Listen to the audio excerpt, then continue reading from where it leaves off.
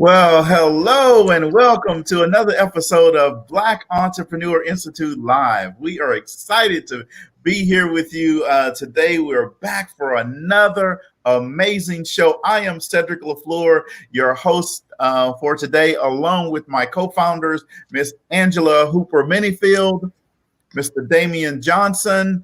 Dr. Nicole Rankin will be back next week. She's just tuning in right now, but she'll be back next week with you. We have a great show planned for tonight. And, you know, it's First Tuesday. So that means that we have an amazing lineup of business owners who are making an impact with innovative ideas. You know, one of our guests today says, life only makes sense in retrospect.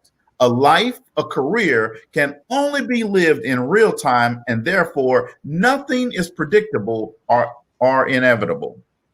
Now, tonight we're going to jump right into the show, and that's why you see our two guests on here. And trust me, you're going to get to hear from them and talk to them. But you know, we always like to do a proper introduction of our guests, so we're going to do that right up front as well. So I'm confident that you're going to enjoy our guests. In fact, you might want to get a pen and paper, because some of you in the audience may want to contact them after the show, because you may be interested in their topic tonight, and that's talking about radio. So be ready with pen and paper handy. These two individuals are in the business of building online radio empire.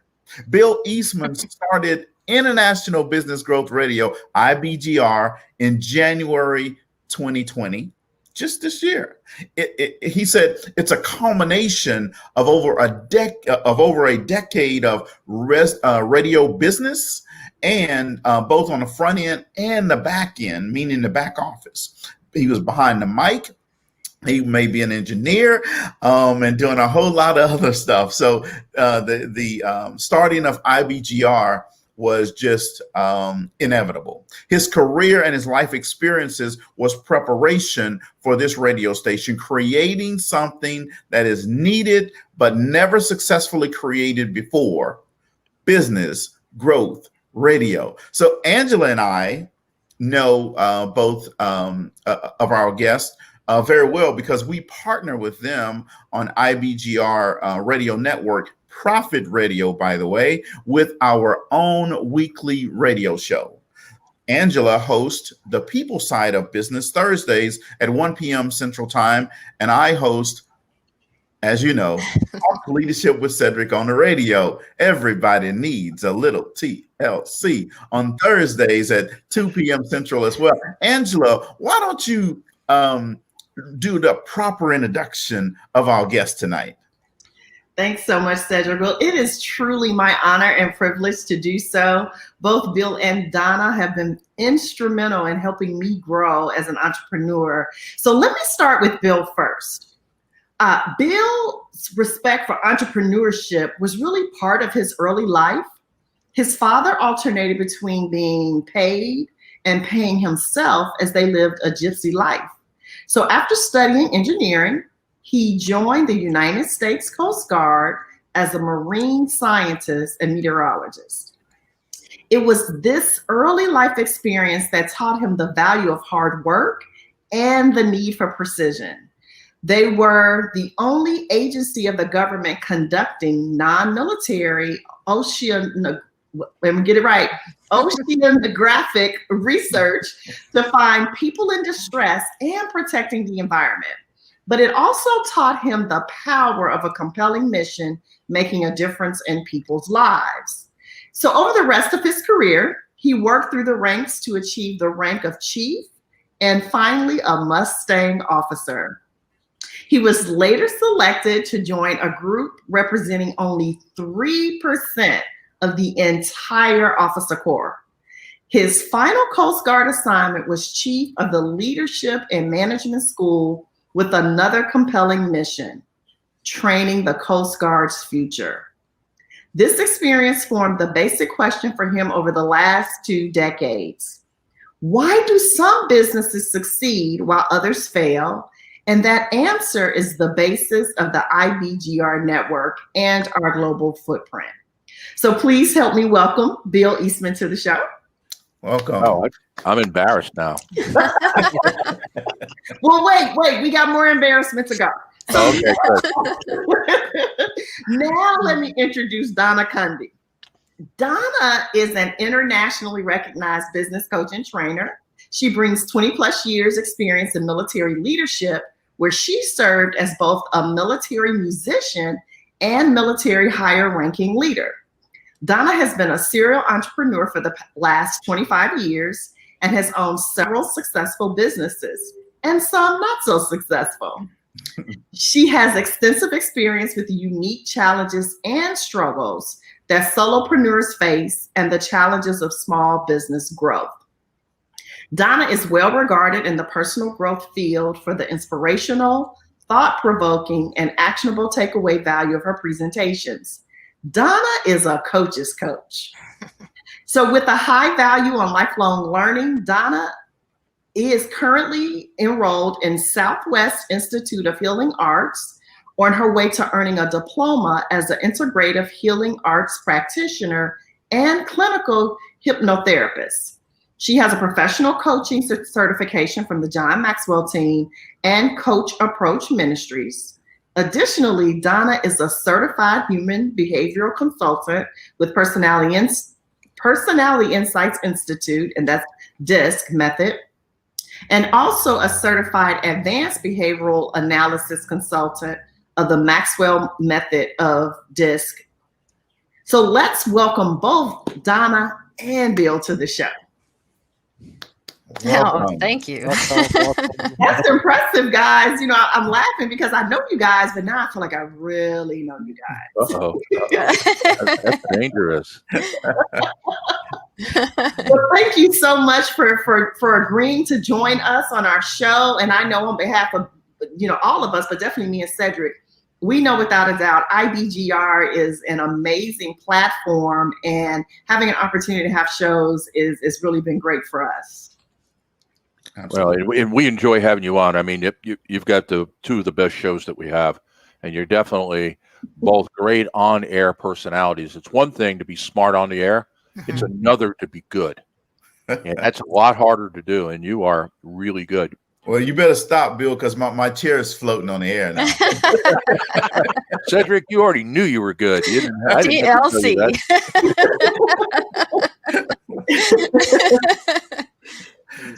So, okay, let's just jump right into some questions. So tell the listeners about your journey to entrepreneurship and how did you get where you are today? Let's start with Donna first.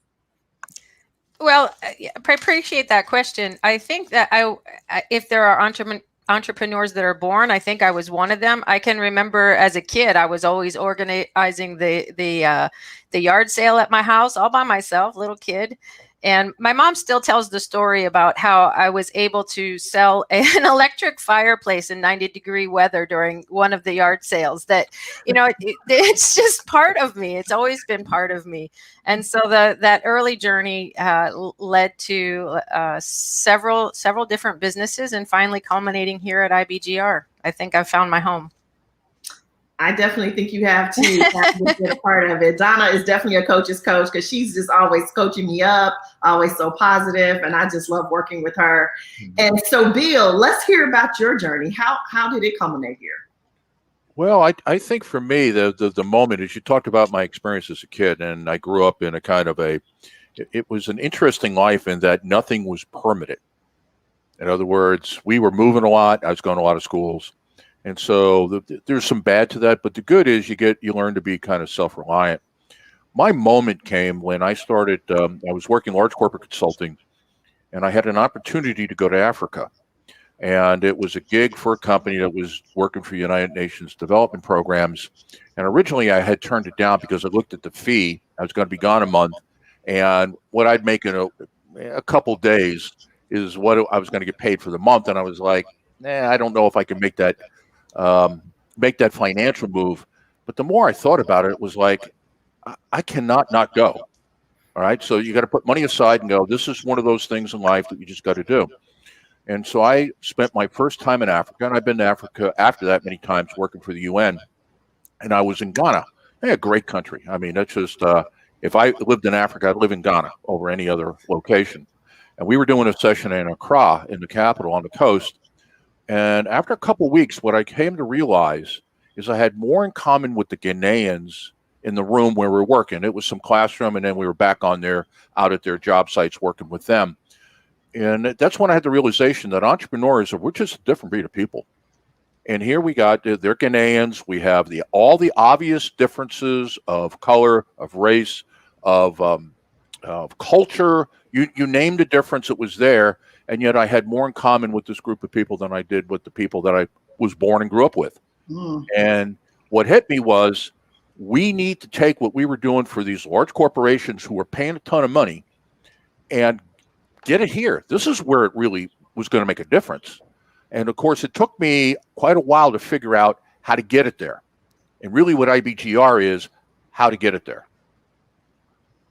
Yeah, I love that. Thank you so much. You know, it's interesting, even when I was reading the bio and you had mentioned the piece about what's the difference, right, between those that succeed and don't. I think that so aligns with what, you know, we are trying to do here as well. Like, what is that quotient that's missing that helps entrepreneurs become successful? Yeah, absolutely. So thank you all for being here. I'm so excited. I've been looking forward to this interview. So tell us about the business. Tell us the name of the business and who you serve. So IBGR is it's our name as a call sign. So it's our call sign, and it's IBGR.network. That is our website. But we are more than a network. We are absolutely a community of entrepreneurs. Who are we serving? We're serving entrepreneurs globally who have a desire to grow but don't quite know what they need to know. There's always that one piece that's missing, I think, in every business owner's formula to get to. And the way that we have the radio station set out, IBGR, International Business Growth Radio, and it's based on that balanced scorecard. And so each day of the week is a different topic, talking into finance, talking into operations, talking into customer acquisition, people performance, and finally the multiplier, talking into the business owner's strategy, that big picture thinking, where so many business owners. I had a client for 41 years. He's owned his auto mechanic store. He retired 20 years ago, and he's still working in the business because so many times the business owner doesn't take that time to get that strategy. So who do we serve? It is the business owner that's hungry to grow at any stage of business, whether you're just starting out, whether you've got a healthy business that you've been in business for a while, or you're ready to exit or reinvent. There's something for every business owner at IBGR. Wow. Yeah, and I think what I would add to that is, you know, in one way, view us as a consulting and coaching company.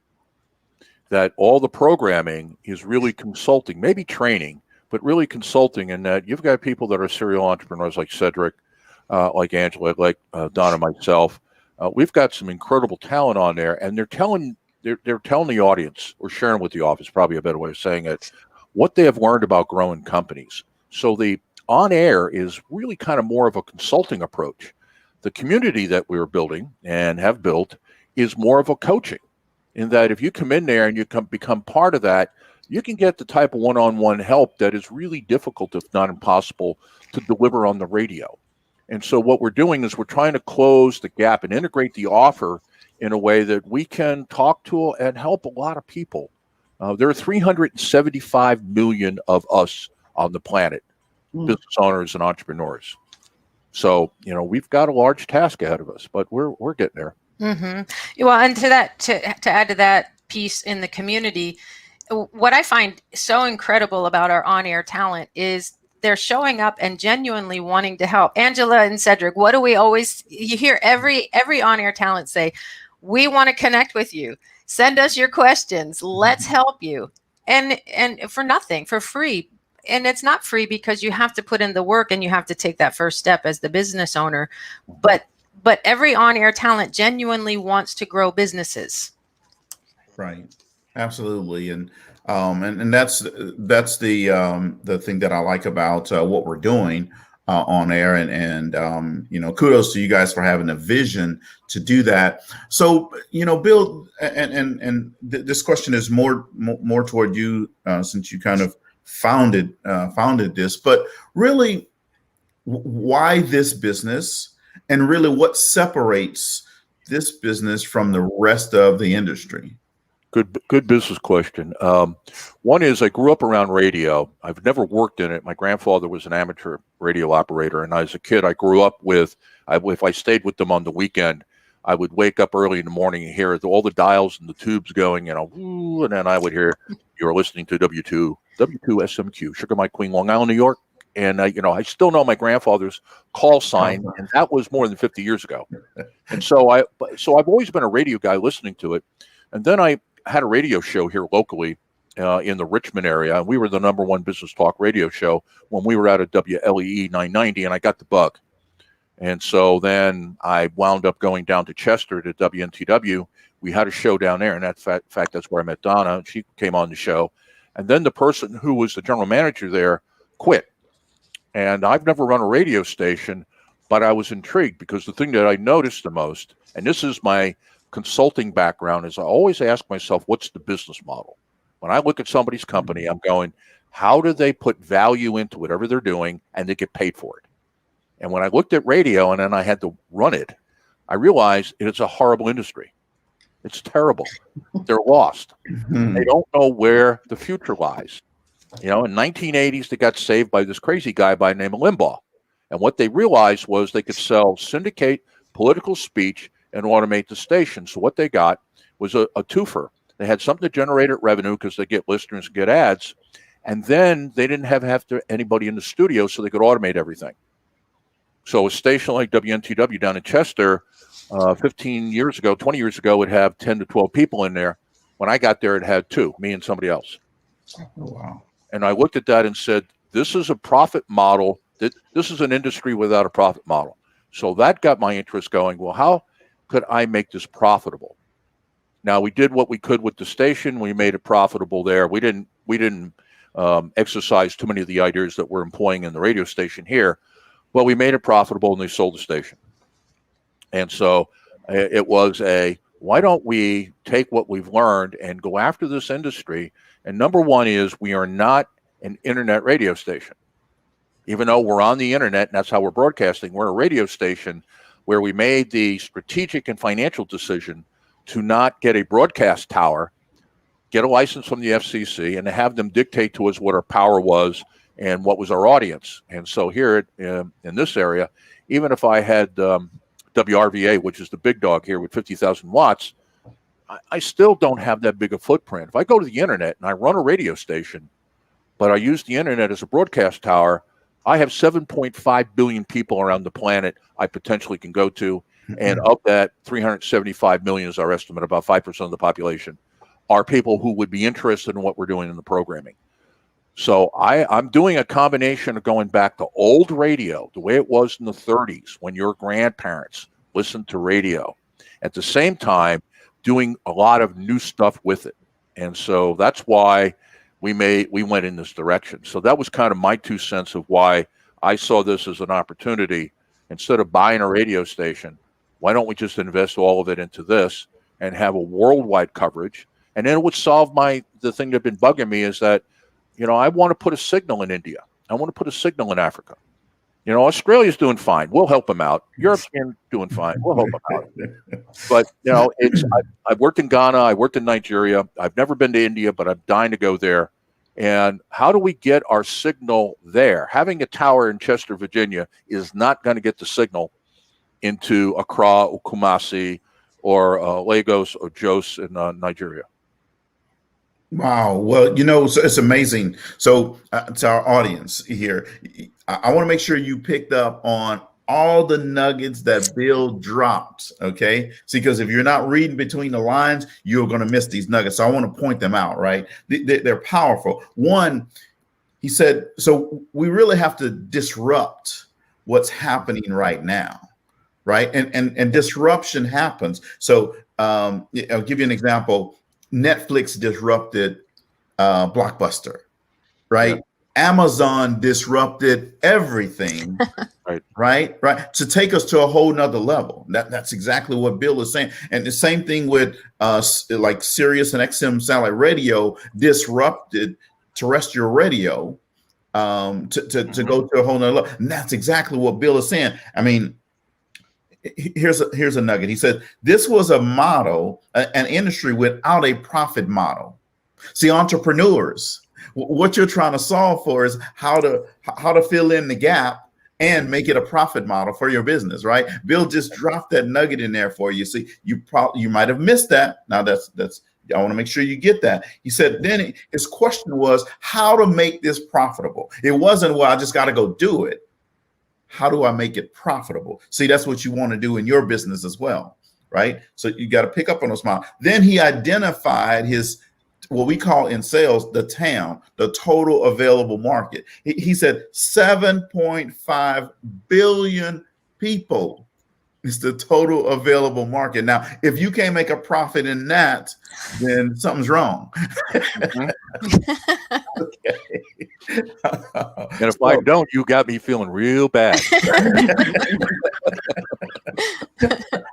So to our audience, this is why I said you need to have your pen and paper tonight. Okay. And later on, we're going to talk about what they're doing for on-air talent, right? And if you want to be an on-air talent, we're going to talk about that. So Donna, and this question is for Bill as well, but I'm gonna start with Donna. What makes you smile when you get up in the morning? Just knowing I'm making a difference. Are you kidding me? I look at the on-air talent. I for those of you that don't know, I know Cedric and Angela and Bill, you know that we are now in season 3 2.0. If you ever decide to build a global business, make sure that you recognize that there is daylight savings time and that not every country does it at the same time, and some go forward and some go backwards. And so I just recently finished upgrading the calendar with our on-air talent and all of their shows and their new slots. And I sent a link to Bill and I said, look, Bill, look at the calendar. He says, what am I looking at? I said, look at all the beautiful faces and all the difference that we're making. So that is what makes me smile when I wake up in the morning. Well, that's awesome. And you know, you when you talk, you smile naturally. So it makes everybody else around you smile. So Bill, what makes you smile in the morning? He doesn't. Yeah, I have a reputation for being a little surly. So I think what it is that, you know, I go back to, it is now October of 1990 and I'm in Accra. And it's happening. That's what makes me smile in the morning. Is that finally we're making it happen. And it's taken a long time and it's taken a lot of different roads. I've been working on this idea for 18 years.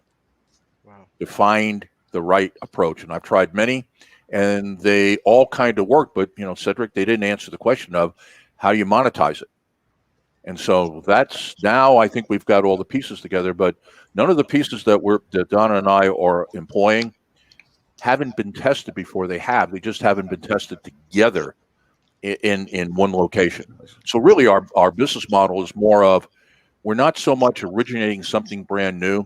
We're taking pieces of other things and putting them together. Kind of like when Walmart went into food. Everybody knew what a food store was. Everybody knew what a discount retailer was, but nobody had ever put the two together. So what we've done is we've taken a radio station, we have taken a consulting and training and coaching firm and a chamber of commerce, and we put them all together. And because chambers really, if you do a lot of work in chambers, my opinion of them is they really don't help small business owners. They really don't do the things for them they got to do. They, you know, Cedric, they never hear from somebody like you. Angela, they never hear from somebody like you. Yep. Yeah. Remember, you're telling the truth. I co-sign that statement. Yeah. And I want to add to that also, just that trial and error that you were speaking to, Bill. Like, we launched an internet radio station thinking, and we had this conversation. Bill's like, what do they not know about pushing a button to listen on the radio? And there was such a learning curve for people to go to a website and listen to a radio. And so now that we've launched the app, I think that is really exciting to get people listening on a device that they're used to listening on. and so taking away that barrier to using the program. And so speaking to the entrepreneurs who are listening, that, just because it makes sense to you doesn't mean it's going to make sense to other people, and always continue to get that feedback and make those adjustments as you go. No, that's a great point, because when you think about it, because like I listen to radio on occasion, but I listen to radio in the car, right? So when we're driving, we listen to the radio. We also have satellite too, so we get an option, and then I listen to podcasts and apps, right? And so you're exactly right. We're on the radio, but it was like, even my mother was like, well, how do I listen? Yeah, my mom all the time. I've told her about 10 times, just go to IBGR.network. Oh, that's a website? Yes, Yeah, Mom, that's a website. There's a button on every page. Exactly. Yeah, and it says, push here to listen. Listen now. I said, Bill, but listen now. He's like, really? I said, yeah. But you make a valid point, so it made sense to us. And I just think, and Cedric said it earlier, so much you guys have done, and we've been on this journey with you, not since the very beginning, but maybe today. And the progress has been amazing. And one of the things I love so much about what you guys are doing is you talk a lot about, we're building it in front of them. I hear Bill saying it all the time on our weekly huddle calls, we're building it in front of them. And so to me, that's a great segue to the next question, because you are building it in front of the audience live and our members and our network. What would you say has been your biggest challenge during, your entrepreneurial journey, specifically getting you to where you are today?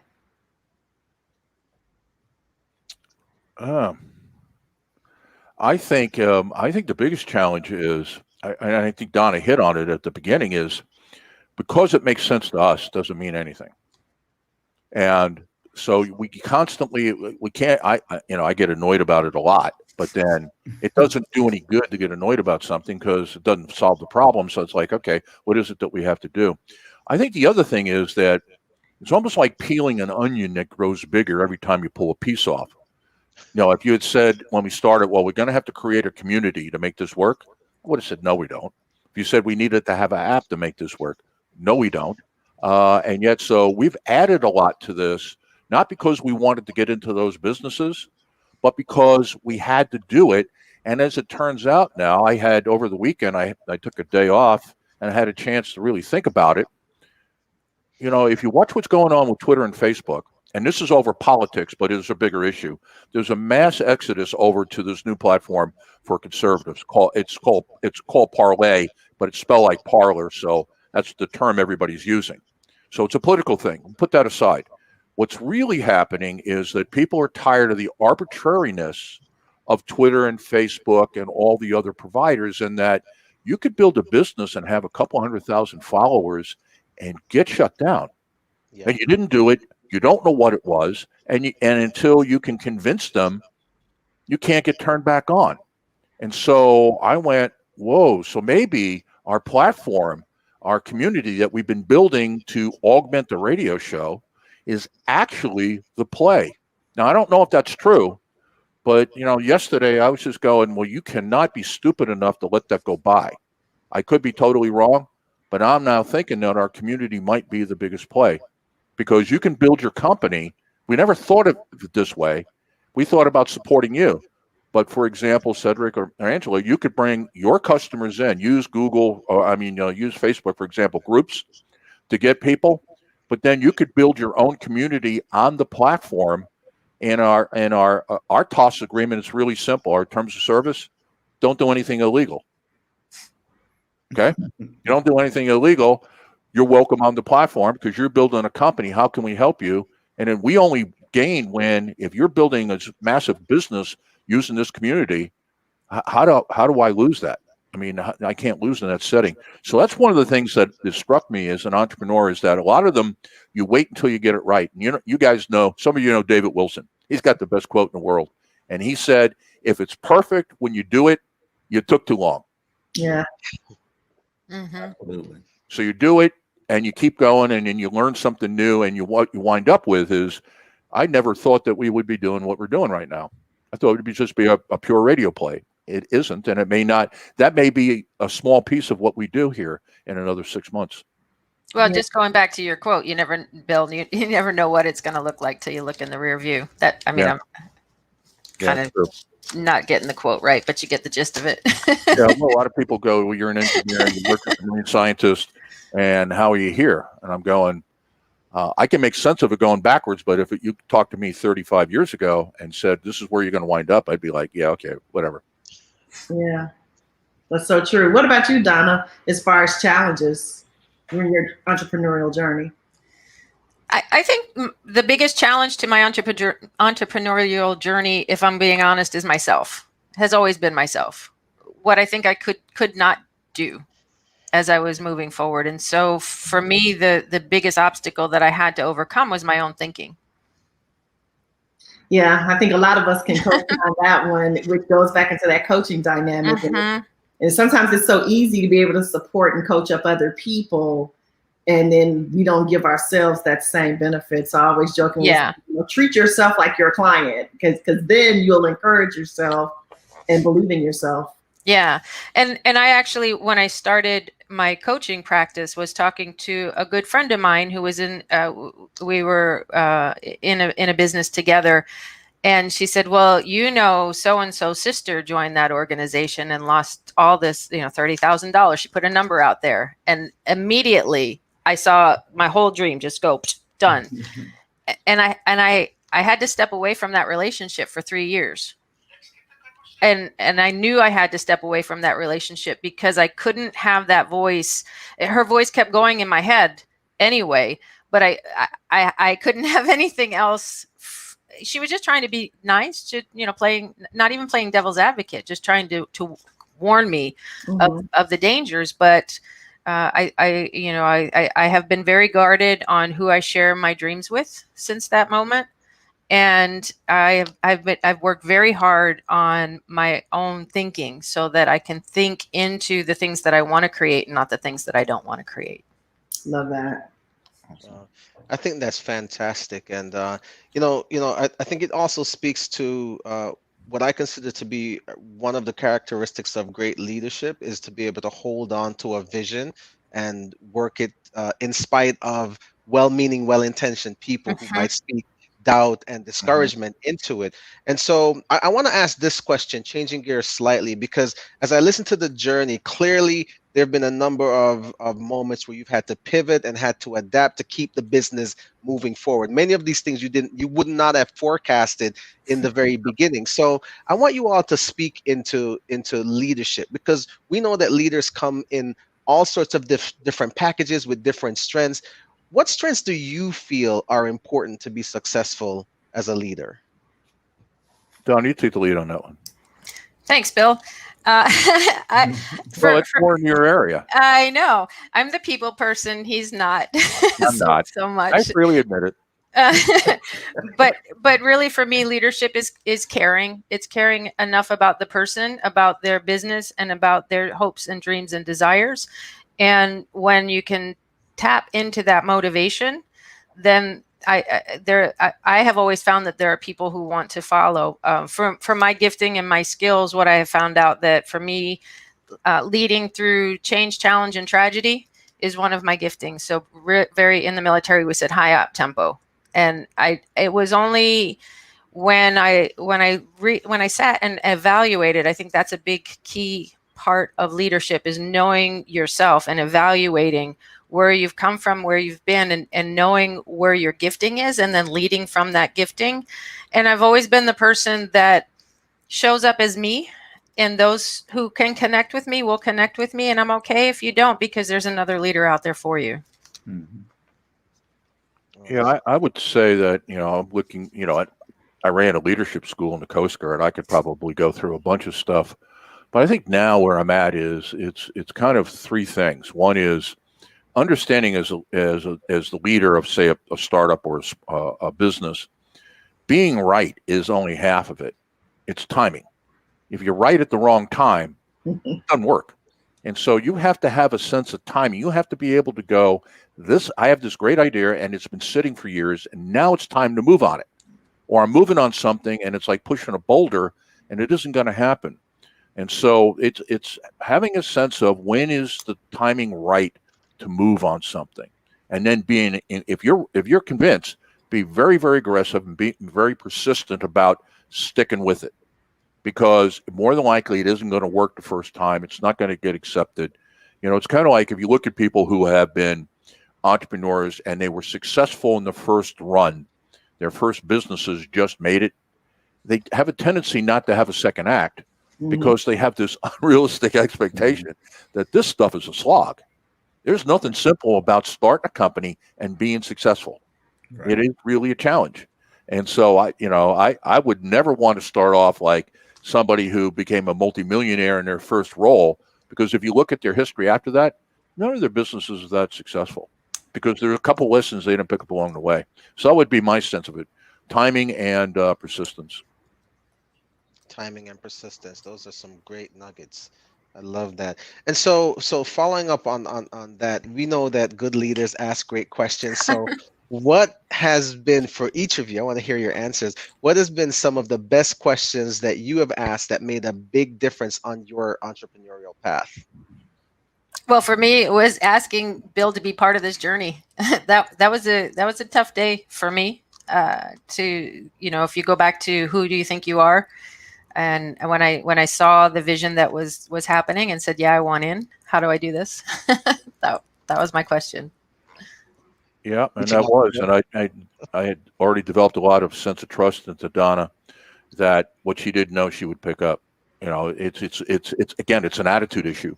Most people don't lack knowledge. Most people don't act on the knowledge, and the reason they don't act on the knowledge, it's an attitude. And so you can. Oh, we lost him. What, did we lose Bill? I think so. Just in the midst of giving you all these great I know. That's all right. That's all right. I don't need to hear it. But as far as questions too, one of the other questions that's one of my favorites is what do you need? What do you need, and how can I help you? Yeah. So I think my question is always the one I always ask myself is, what's the root cause?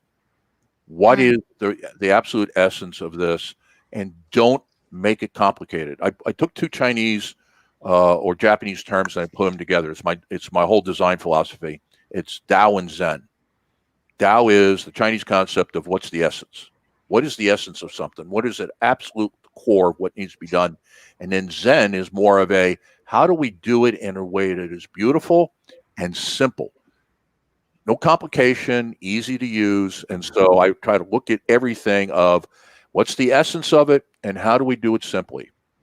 And so that's why I get surly sometimes, because we're running 3 platforms now. I'm like, I made up my mind in January, we were not going to run 3 platforms. Because the complications it brings in and all the things that we got to do. And reality is, if you add social media, we're probably running 10 platforms.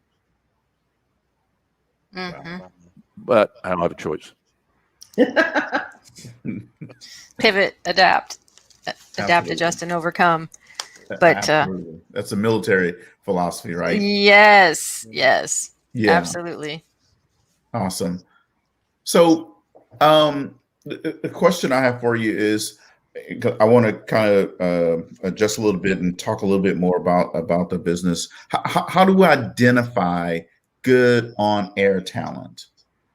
And also, as a part of that, kind of talk about what are you guys looking for in on-air talent? Because I noticed you advertise for on-air talent. So how do you identify that? And then what are you looking for? Go ahead, Bill. Yeah, I'm thinking about that. I would say, first of all, it's somebody. See, a lot of times what happens is people think that, you've got to be an extrovert to be good at this. That's not really the issue. I'm not. I'm an introvert. Me too. If I go all day without talking with somebody, that's a good day for me. I'm serious. I kind of almost got it like an OCD type of thing. But when it's game time, I'm on. You put me in front of a group of people and I'm training or I'm presenting, I'm on. You put me in front of a microphone, I'm on. And so what I think makes a good talent is somebody who's got kind of maybe a pleasing personality, but somebody who's got a personality that you can kind of relate to. even if there's parts of it you don't like and it's kind of, prickly, it's kind of like, that's cool. The personality comes across on the air. And then they don't have to be brilliant, but they've just got to be smart enough that they can think on their feet and that their tongue and brains are connected. Because my major challenge is my brain is running so fast, my tongue cannot keep up with that. And that is when you get that you Cedric, you know what I'm talking about. That was the other day. You had a couple of those stutter moments where you had to turn the brain down because the tongue was like 2 sentences behind where your brain was. Exactly. But to add to that you also need to be an entrepreneur to be on air talent. Yeah. Beyond with us, yeah. Yeah, absolutely. Eat our own dog food here. If you are not running a business, how do you get on the air and talk about this? Because we're not handing out PhDs or master's degrees, or as I have fun saying on the radio, BS degrees in entrepreneurship. We're not doing that. We're all practitioners. We're talking about what we do that works and what doesn't work. And so you're right, Donna, is that's probably, if the answer to that is no, we're probably not going to have them on. Now, we may find, if somebody's really good, we'll find a spot, but it won't be part of what we are doing. I want somebody who's going, yeah, I've been through those wars. I know, I got all the scars. Let me tell you what went. You give me somebody like that and give me a couple months, I'll turn them into an on-air talent. Until we're done. Because that's part of the requirement is you have to have done it. Yeah, Cedric, you showed up like this. My guess is when they slapped you when you came out of Mama, you were doing this. I was ready. I told the doc, I'm ready. Don't have to hit me anymore. Where's the mic? Where's that microphone? It's funny because Cedric's show is right after mine, and so I usually hang around and listen. And I told Cedric, I said, dude, you got me like pumped, ready to go into a game or something. It's like his energy is so contagious. And what's beautiful about that is that, Cedric's on Thursday. You listen to David Wilson on Wednesday, and he's just as good as Cedric and totally different. Yeah.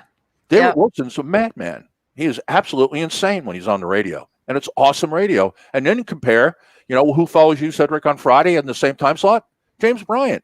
Totally different. And the three of you make some of the best radio we have. In fact, you guys are syndicatable. You guys could be on regular broadcast radio. Oh, wow. Yeah, I mean, you're that's how good you are. But here's three guys who are great, and we've got other people, but three in the same slot, Wednesday, Thursday, Friday, all good, all totally different. All different. That makes interesting radio because it's not visual. So it's got to pique the imagination of the listener, draw them in, and have that connection. Wow. Well, thank you. That's awesome. So, I want to make sure that our audience is able to connect with you. Oh, yes. Where they can. So how can the audience connect with us on the radio? I think the easiest thing to do is to download the app. Honestly, if you have an Android or an iOS, go to the App Store, look for IBGR Business Growth Radio, IBGR Business Growth Radio, and get the app because you can listen live to the radio, you can get the podcast, you can meet the on-air talent, you can join our community. But if that's not easy enough for you, you can join us in our community at ibgr.community. Community is the extension, it's not .com, .community, and get to know the talent that are in there. And if you don't want to go there, go to ibgr.network. There's lots of choices. We're everywhere that business owners grow, and we're just looking to connect. And the link will be in the comments. Awesome. So you'll be able to, so that you'll be able to do that. So, but I want to make sure that I'm clear here. You said download the app. So now, remember we were talking about earlier, you have to be at your computer to listen on there. Now they can download the app and listen right on their phone. Right on your phone. It's Business Growth to Go right in the palm of your hands. Yeah, I'll pull this off here. Wow. We'll pull it. See that? That's the show. I'm listening to Raj Kapoor right now. Not really listening, but I'm just making sure that Raj is on. Yeah. So that's what the app looks like. Yeah, it's right there. Nope. Oh, that's not. So anyway, that's too much. Okay. Yeah. All right. So I think the best way, if you wanted to test us, if you wanted to find out whether or not we're worth listening to, if you go to the community, we have 6 volumes of season 2. Cedric, you're on there. Angela, you're on there. There's 6 volumes, each based on the stage of growth. There's 670 pages total. that's a book that we produced last season content.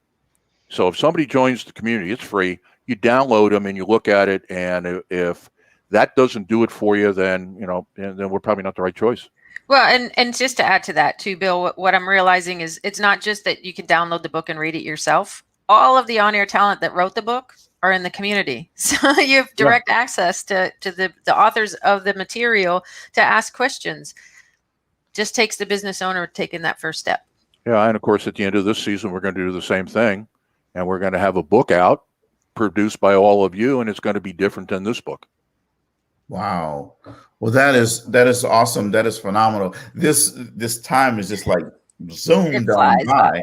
We could be here for a whole lot longer amount of time as well. So, but I want to make sure that our audience understand this. So one, if you want to connect, just go to the App Store or the Play Store and download the app, and you can listen to the show. You can listen to Angela on Thursdays at 1 p.m. Central Time, 2 p.m. Eastern Time. That's right. But you'll be able to listen to any of the hosts on the show. Also, you can connect with our community at IBGR.community. And Bill and Donna are always looking for on-air talent. So get the app and connect with them and see if your business is one of those that you can put on there. Listen, if you're an entrepreneur and you're looking to understand how to build your business, then you can absolutely listen there. And that's what we're going to be helping you with as well. So I want to thank Donna and Bill for coming on the show. I totally appreciate you guys being with us tonight. It's such an honor to be here. Thank you. It is an honor. And thank you very much for bringing us on to your network. Absolutely. Absolutely. So, folks, you know that our next, well, first of all, I hope that you have a great and happy holiday season wherever you're celebrating it with your friends and your family. Angela, I know you guys are probably going to be doing a little bit of partying, right? No. No partying. Okay, all right. Well, Damien, you have a house full of kids, so you have no choice. No, I'm the queen of stay at home and the safe distancing. You can party in your house. Damien, you have kids, so I know that you're going to have some a lot of fun for Christmas. Hey, Cedric, it's always a party at my house. When you have as many little kids as I do running around, there's always a party happening here. Yeah, there you go. So, but you guys out there in the audience, you guys have a happy and prosperous holiday season. Now, I want you to understand something, folks. The Black Entrepreneurs Business Boot Camp, the next one starts January 5th, Tuesday, January 5th, 2021. You need to be in that boot camp. It's an 8-week boot camp. Laying the foundation is what you're going to learn up front. You're going to understand how to identify your niche, understanding how to create your brand. We're going to help you with moving the commas, making money in your business, turning plans into profits. Then we're going to help you get connected with, you don't know how to sell? We're going to teach you how to sell. You want to learn how to negotiate? We're going to teach you how to negotiate. Then we're going to put you through simulations that's going to force you to negotiate and sell. So you're going to get to practice that. Then we're going to help you understand the pitfalls of entrepreneurship and how to avoid those pitfalls. And then finally, we're going to take you through a program called FOMO, the fear of missing out. We're going to help you understand this. Now, the link is below.